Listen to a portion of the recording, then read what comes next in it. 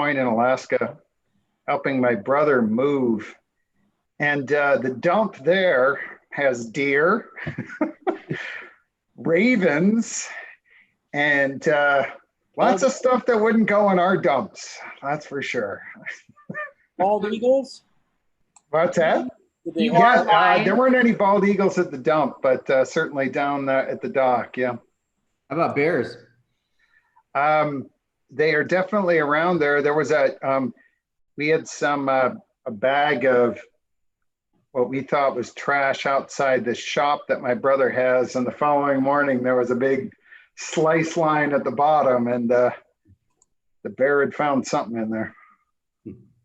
So you are ready to go. All right. Call to order the regular San Ramon Finance Committee meeting for July 27th.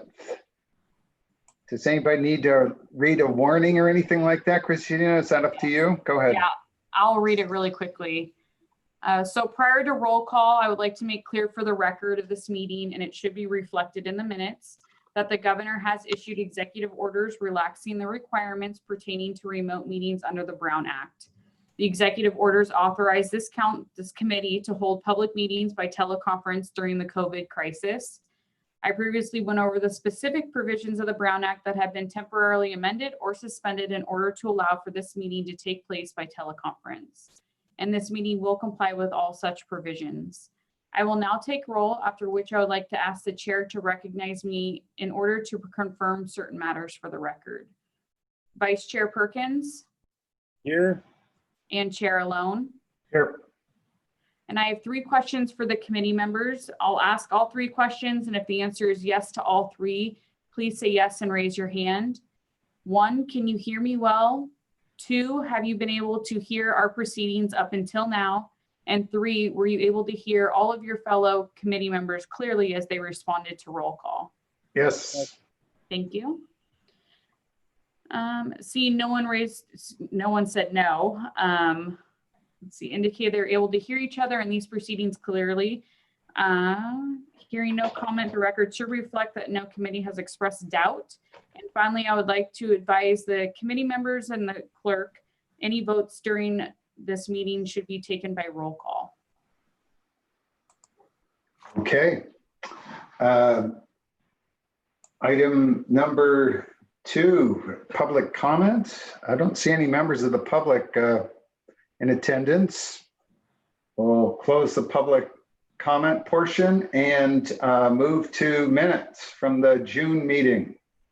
I move approval of the minutes of the June 22nd meeting of the Finance Committee. I agree. That's good. I have managed to misplace my agenda, and the next item is what, Christina? 4 is unfinished business, which is none. Item 5 is new business, and 5.1, Clean Harbors Environmental Services, Inc., door-to-door household hazardous waste and electronic collections contract. Staff report by David Kruger, Program Manager. Go ahead, David. Thank you. So I believe you're both familiar with the program we used to have where we collected household hazardous waste and fluorescent tubes and batteries and electronics from people's doorsteps on an on-call basis. And that program has been gone for about a year. We have the opportunity to bring it back at a similar cost and with a few minor changes with no impact on the garbage rates and no impact on the general fund. So the previous vendor discontinued service on November 27th, 2018. They basically went out of business in Northern California. They shut their facility down. There's still one vendor that provides a service in the Bay Area, that's Clean Harbors, and they work in Benicia doing this. So staff entered into sole source negotiations with Clean Harbors, and we're able to get them to agree to a similar price to what we'd been paying the previous vendor. And they had a couple minor changes to the program. I think for the most part, good. They'll take larger propane and helium canisters up to the 5 gallon. I think, Scott, you remember before they took the little propane like for the, for backpacking, but they wouldn't take the large ones for a barbecue, but now they'll take the barbecue ones. And they'll also take smoke detectors, which we couldn't accept before. They did say they wanted to limit each pickup to 50 pounds, but I got some further clarification on that, and they were really only worried about the chemicals. So they said 50 pounds, not counting e-waste and paint. So that's gonna, for most people, that's essentially Upper unlimited. limit. Yeah, it's basically unlimited because very few people are gonna have 50 pounds of chemicals, which is the only things they're worried about. And mostly people put out electronics and paint. So those are the changes to the program. The other kind of operational change, they wanted to. Well, you've never been to Joe Gordon's house. Got a lot of Roundup there, Joe? Or? No comment. Okay. Yeah, I think San Ramon only, so we're all right still. The other change the vendor wanted to be able to consolidate the material at the city courtyard at 5,000 Crow Canyon. And we negotiated something in exchange for that. We actually have our own hazardous materials at the courtyard. Some of it's stuff that our crews pick up from illegal dumping, and then some of it's from our own operations. And so they agreed to help us manage that and to get rid of it for us at a reduced rate if they could use the yard. So there's a benefit there. I think, Phil, you had asked recently about one of those invoices we had for picking the stuff up from the yard, just like 8,000. We do that about twice a year, and this would decrease that, I think, significantly.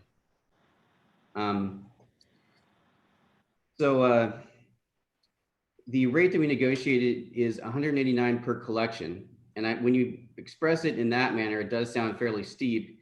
But when you look at average participation, that cost is 86 cents for every single family home per month and 32 cents for every multifamily unit per month, which is basically what we were paying before plus CPI. So the total cost, assuming average participation, would be about $230,000 a year. And so we estimated not to exceed for a 5-year agreement of $1.5 million, building a little contingency in there. We already get funding for this program. ACI pays that amount, the 86 cents per home per month and 32 cents per multifamily unit per month to the city, and has been since October. So we have funding for the program already. There'd be no need to impact the rate. We wanted to switch to the per collection method of payment because the last company got paid just on households, no matter how many people actually used it. And towards the end, not that many people used it. So it seemed like kind of a waste. So we wanted to have it more reflective of actual use. And so did the vendor in case there was a lot of participation. They didn't want just a flat rate. Because ACI has been paying us since October, we do have some cushion that we haven't spent on the program. So if we have more than expected participation, we'd have money to cover that still. And those fees all go into the solid waste fund and come out of the solid waste fund, so they don't impact the general fund at all. So if this is approved, the next steps would be to take it to the full council on August 25th, then to execute the agreement, to get our permit for the site from Contra Costa Health Services, and hopefully begin service in September. What questions do you have? In your report, I think you mentioned the fact that we had a very high participation at the beginning of the last program, and then it tailed off. And so one would anticipate the same kind of thing now. Right. But you say we have nearly a year's worth of fees collected already, Right. With zero participation. And so we could effectively take, a double participation, if you will, for the first year and have it tail off to average participation and be just fine. Is that roughly true? Yes, that's the plan. And if it turns out we don't have that much participation, we could look at maybe not raising the fee in 2021. The fee goes up by CPI every year, and if we found we didn't need it, we wouldn't have to raise it. Okay. So that but we have a cushion in case there is a huge participation, so we'll still be able to afford it. Well, I was thrilled to see this on the agenda, and I'm so glad you made the effort to go find Clean Harbors Environmental Services. That was a huge loss when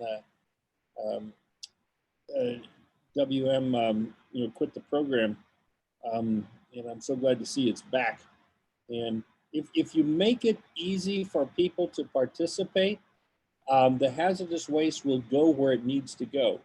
When it's hard, like you have to drive to Martinez, Hazardous waste collects and goes in places you don't want it to. So this is a big plus. I'm really grateful you managed to make this happen. David, could you,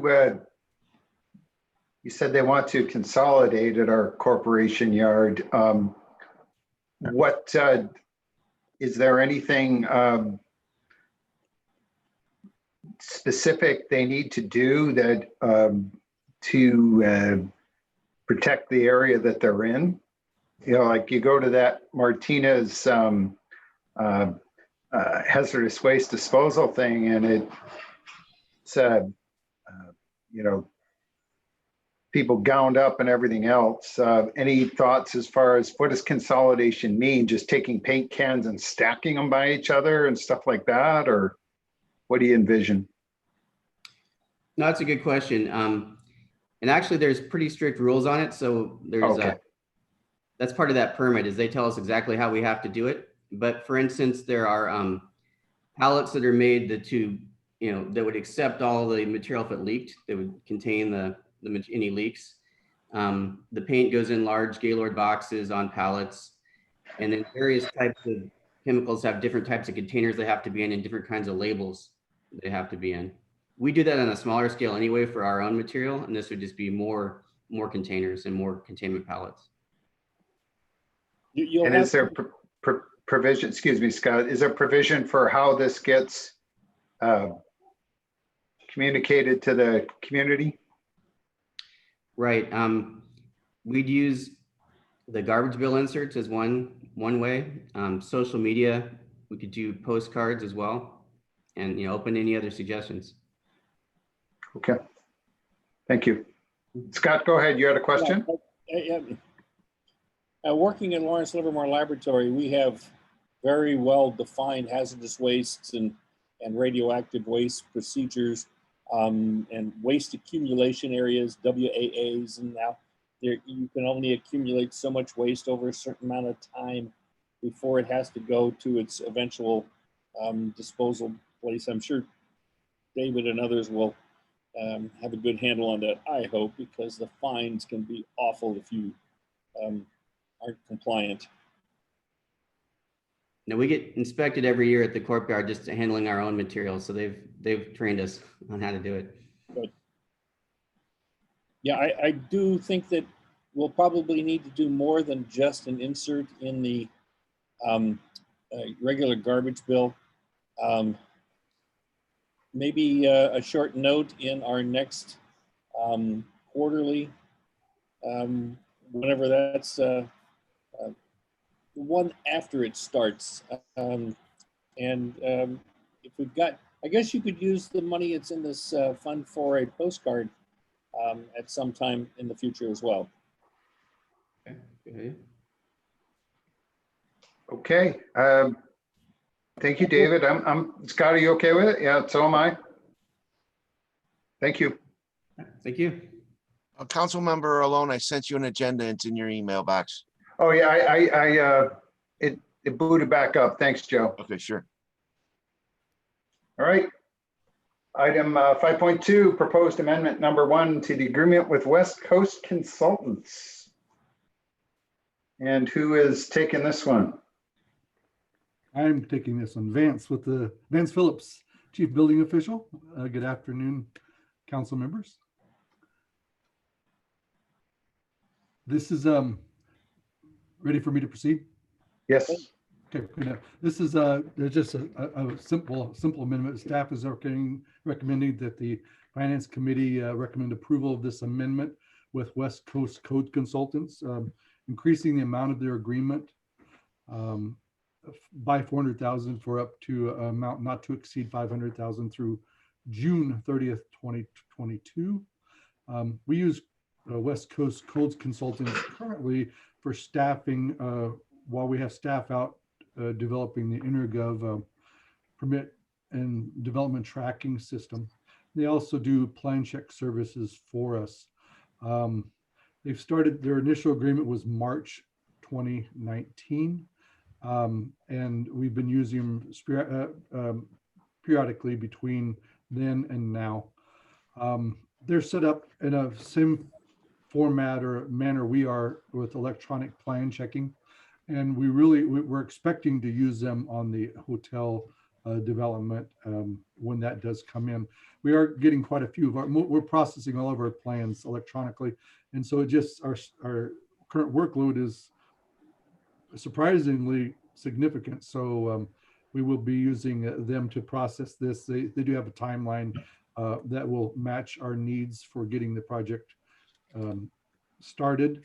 And then hopefully things will improve our current environment, and the hotel will be ready to go whenever, or before or after, but soon after things can open up again.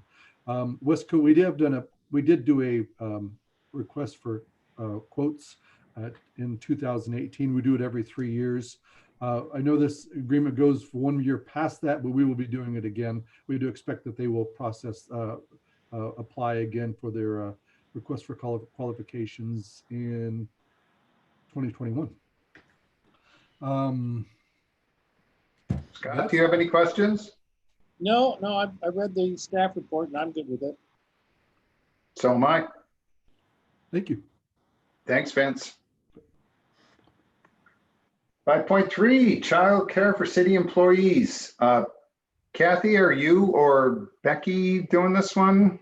I'm going to go ahead and give the presentation. I have Becky here because she is a subject matter expert. So if you ask some really tricky questions, I may rely on her help. Fair enough. So, good afternoon. I'm basically here today to get some feedback from you on the idea of utilizing Parks and Community Services staff to provide child care for children of City of San Ramon staff during the period of time that the Bay Area schools are prohibited from providing the in-classroom instruction. So, I mean, it kind of goes without saying that the COVID-19 pandemic caused an abrupt closure of the Bay Area schools and businesses, and that created the situation where many parents had to balance working from home along with the care of their children simultaneously. You know, at that time, I can say this as a parent, there was this great sense of optimism that if the community could flatten the curve, then for the remainder of that school year, then the COVID-19 cases would decrease and school would resume normally in the fall. And I think if you talk to most people at that point in time, we all said, oh yeah, it'll all be fine. It's gonna be great by the fall, but it's not. So unfortunately, with the cases increasing and the governor of California declaring that all Bay Area schools must provide remote learning until the county in which the school is located is off the watch list for 14 consecutive days. So that creates a bit of a problem again for all the parents. So right now, the state has a program in which parents of children under the age of 18 can take emergency paid sick leave, and that goes up to 2/3 of their salary or a maximum of $200 a day for up to 12 weeks. Well, this is a great program and it sounds good, but although it relieves the parents from trying to balance work and educating their children, it does leave the city pretty short-staffed, and then you have multiple other staff trying to cover for those who take advantage of the program. So in addition to all that, you have that other group of parents who don't try and take on the state program. Instead, they just try to work their full day at home while trying to support their children's schooling from home. And so although they do a good job and they're dedicated employees, they're not able to fully focus, which can sometimes result in a poor work product or a loss of productivity in general because you're trying to do too many things.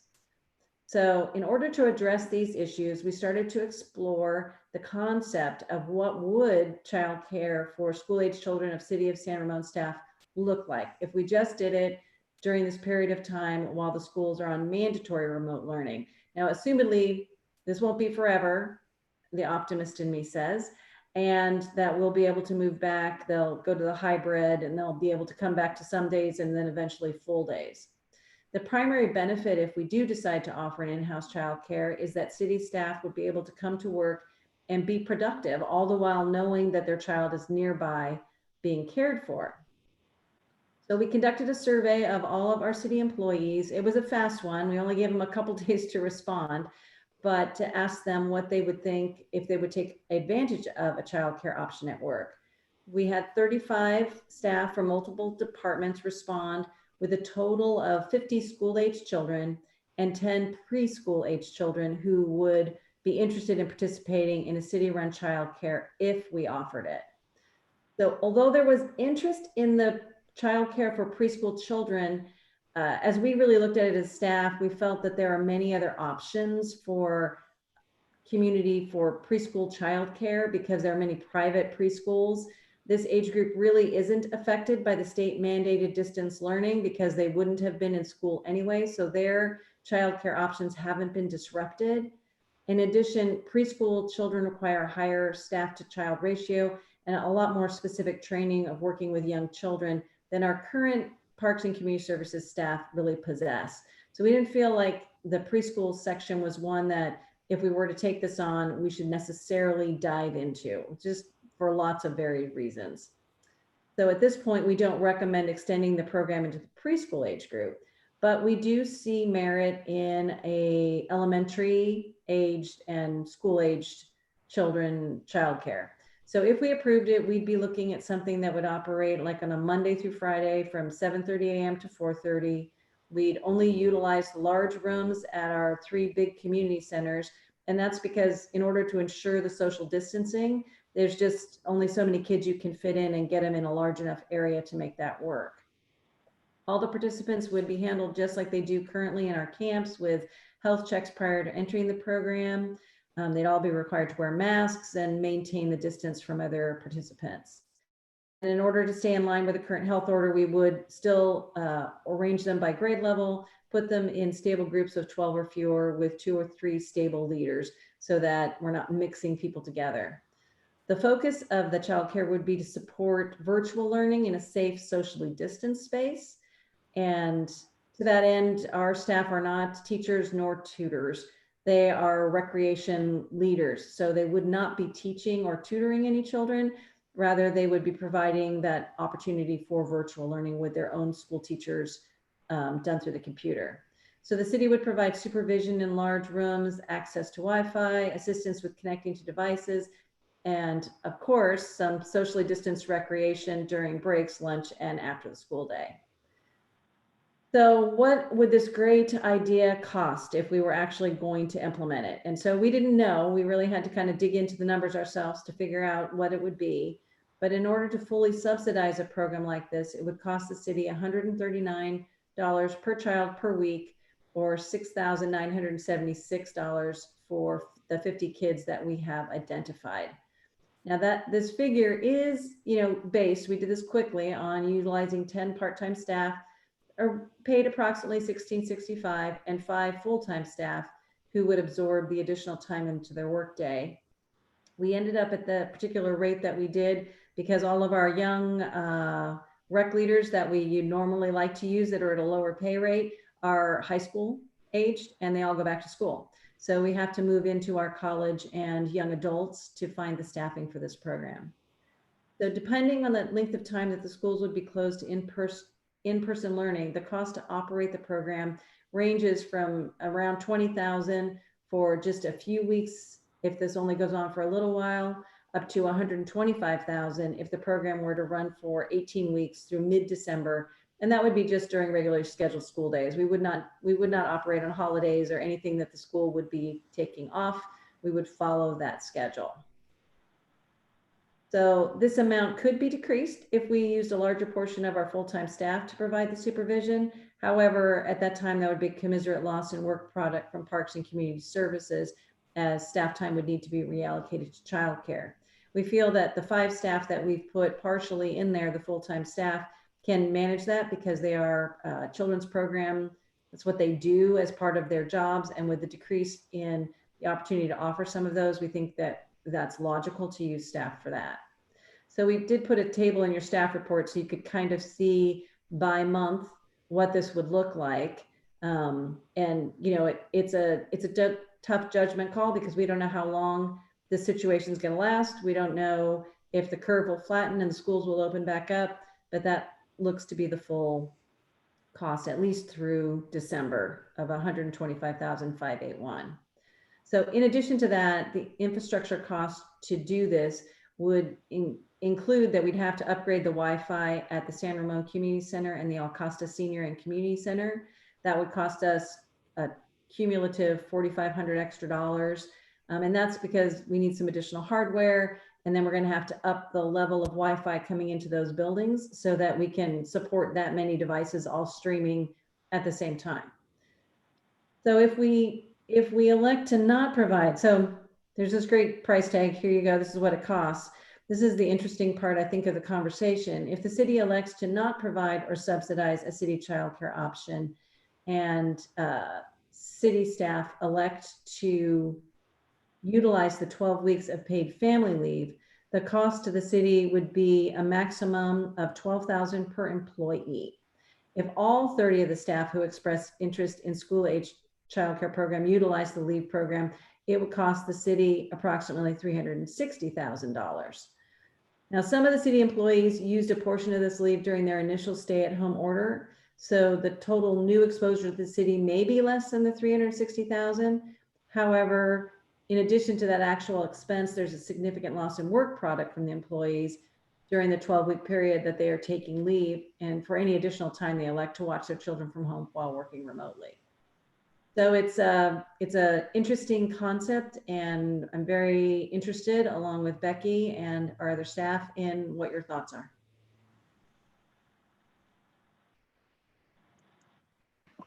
Scott, go ahead. First, I'm really pleased that you guys thought of doing this. Whoever has had the idea, thank you very much. I'm in favor of going forward with this. Had a couple of questions. I assume that the family slash student would be responsible for their own device, whatever it is that they use to link into their school.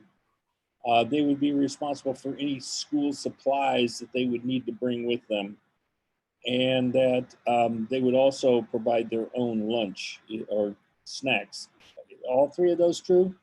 Yeah, absolutely. In fact, the health order pretty much defines that the kids have to have all their own, bring all their own food. They cannot share anything, and they would have to have their device. We would get staff to help them connect, because I think, especially with some little first and second graders, they may or may not have technical ability, but then it's going to be up to the teachers to do their thing and our staff to say, okay, stay in your seat. Good luck with that. Yeah, you're going to end up with some probably needing some technical help regularly, I would imagine. I agree with Scott. It's good on you folks for pursuing this. My guess is that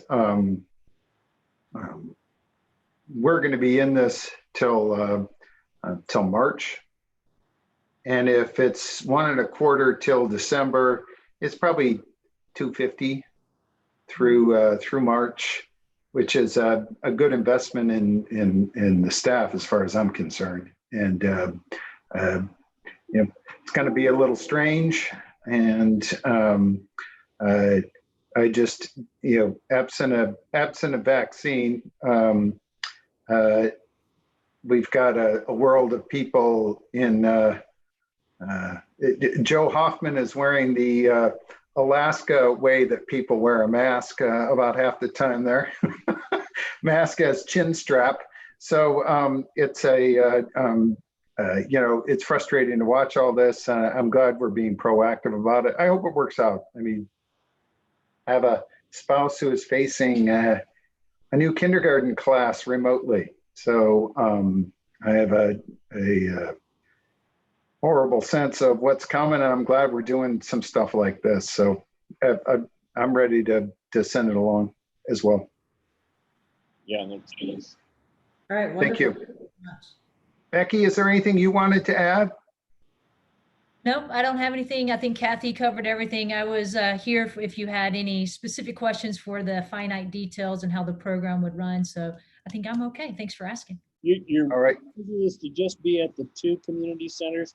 You wouldn't use the Dougherty Station Community Center or the Amador Rancho Center? I think we have the 3 planned. It was the Rancho Amador, SRCC, the San Ramon Community Center, and La Costa Senior and Community Center. And Becky actually selected those sites because they all have parks associated to them. They've got the larger rooms, and we can just accommodate with the bathrooms and everything else the easiest. And they're spread out over town. That's good too. Okay, thank you. Thanks.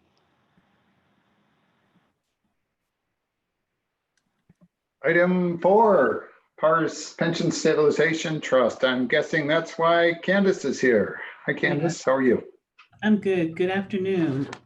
So you have before you the Parse statement as of June 30th. So we had a starting balance of 4.25 million. In May, we made a contribution of 1.5 million, which got us to that starting balance along with whatever earnings for May.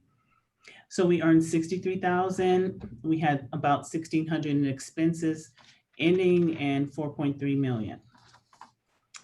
So I think that's pretty self-explanatory unless there's any questions. Yeah, this is the fund that Phil and I recommended we bump up the contribution based upon last year's finances. And so this money Correct. could be used going forward to make our PERS contribution in a, when and if we have a tough year or we have a big balance due, I suppose. Correct, if we need to draw down from it. So far, we have not. The peak of the contribution is kind of scheduled for what, 24, 25, 26 timeframe? Say that again? The peak contribution to PERS appears to show up as somewhere around 24, 25, 26. I believe so, but I don't know the exact year. But I do think it's somewhere around there. All right, well, hopefully the markets will treat us well and treat PERS well so that they can make their 7%. I happened to buy a bunch of Tesla stock, oh gosh, 8 years ago for about $180 a share. It's now, There you go. Wow, so good for you. I don't recommend it. You don't sleep well with that stock. Go up 1 or 2% a day, up or down. There you go. All right. Well, so we just are, it's just informational, right, Candace? That one? Right. Yes. Okay. Let's go on to the next one. Is that Okay. you as well? Yes. So you also have the quarterly investment report for June 30th, 2020. So this, the portfolio is managed by FHN Financial, and it's a state law requirement that the city council review the investment report at least quarterly. At the end of June 30th, we had 4.25 million. We still have Wells Fargo Bank along with Chase Bank at that point. Wells Fargo has been closed at this point, but we were still phasing it out. The total As funds, of June 30th, we were phasing them out. Is that what you're saying, Candace? right, Wells Fargo. Okay. We thank did you. go a little bit into July, a couple of weeks into July, but it is closed at this point. Okay. So the total funds in the portfolio as of June 30th was 82.4 million, which consisted of 54.1 million in federal agency securities, 4 million in treasury securities, 8.1 million in commercial paper, 8 million in corporate notes, 5.7 million in FDIC insured CDs, 1 million in supranationals, 1.5 million in municipal bonds.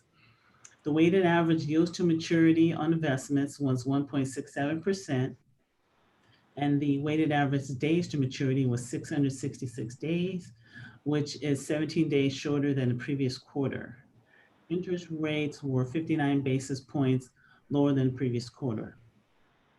We had 1.8 million in our money market, which was in Union Bank, and we had 3.7 million invested with LAIF.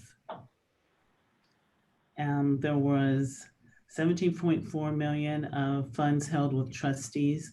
Most of that was the 2019 certificates of participation for the infrastructure financing. And then the small portion left over was only about $20,000. Are there any questions? I've just been looking at the graphs, particularly in the last section, and the distortion of this pandemic. Yeah. All of these graphs is enormous. You know, we're used to seeing fairly substantial movement, but when you put on top of it these things that are 5 and 10 and 20 times, it just takes that other data and flattens it out. It's just remarkable Right. what this has done to the economy and the workforce. But curiously enough, it hasn't hurt home sales and home prices yet. Interest rates are so low, nobody's moving.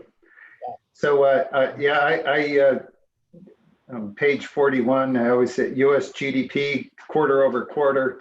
Yeah. The quote unquote terrible economy in the final 3 years of the Obama administration is exactly the same as the economy in the first 3 years of the Trump administration. It's an amazing thing to see.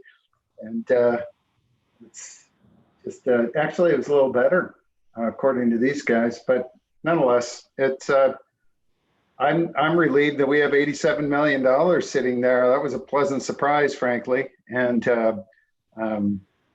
all told, it could be a heck of a lot worse. So you get credit. You're a Wall Street mogul there, huh, Candace? I wouldn't say mogul. I mean, I know a little bit, but I wouldn't call myself a mogul. You sounded like somebody on Bloomberg News on Channel 765 there talking about all that stuff. So Well, thank got a you. future. All right. Any other questions, Scott? I'm ready to accept the report. I was amazed at the countries that have negative interest rates too. That kind of, it's hard for me to understand how you make deposits and pay them to take your money. Well, you have to do that in Switzerland. That's how you pay them to keep their mouth shut. That's basically been the case for decades there. But Thank you, Candace, and the Thank folks. all right. Accept the report, and we'll move it to the council. Do we have, is that it? Yeah, that's it.